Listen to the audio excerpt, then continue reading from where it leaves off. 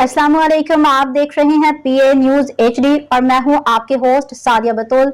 शामिल करते हैं आज की अहम खबर शामिल करते हैं पीए न्यूज। तर्जुमान जुल्फिकार सलीम से सियालकोट डस्का के रिहायशी एक ही खानदान के 15 अफराद रियाय सवात के तेज सैलाबी रेले में 2 घंटे तक रेस्क्यू टीम का इंतजार करते करते दुनिया से चले गए।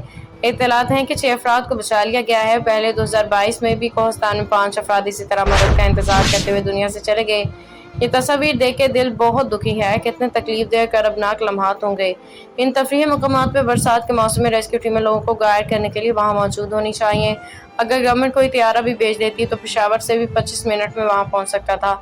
अल्लाह ताला मगफिरत फरमाए, लवाहिकीन को सब्र जमील अता फरमाए, आमीन। सानिहा सवात में जामबक होने वाले डस्का के रिहायशियों को सुपुर्द खाक कर दिया गया। सूबाई वज़ीर बल्दियात Punjab Zeeshan Rafiq, commissioner Gujranwala division Syed Naveed Haider Sherazi, RPO Gujranwala Tayyab Hafeez Cheema, deputy commissioner Sialkot सबास्कर Ali, DPO Sialkot Faisal Shahzad, assistant commissioner Daska Usman Ghani, chief officer municipal committee Daska Ulfat Shahzad समेत दीगर अफसरान की शिरकत। डॉक्टर रुमान आशिर मियाँ, नईम अख्तर, मोहम्मद अफजल मंशा, सिटी सदर डस्का समेत मुकामी सियासी समाजी रहनुमा भी मौजूद थे। आला हुकाम ने मरहूमीन के अहले खाना से मुलाकात की, गहरे दुख रंज अफसोस का इजहार किया। इस मौका पर उन्होंने सानहा में जान की बाजी हारने वालों के लिए दुआएं मगफरत, उनके लवाहिकीन के लिए सब्र जमील की दुआ की।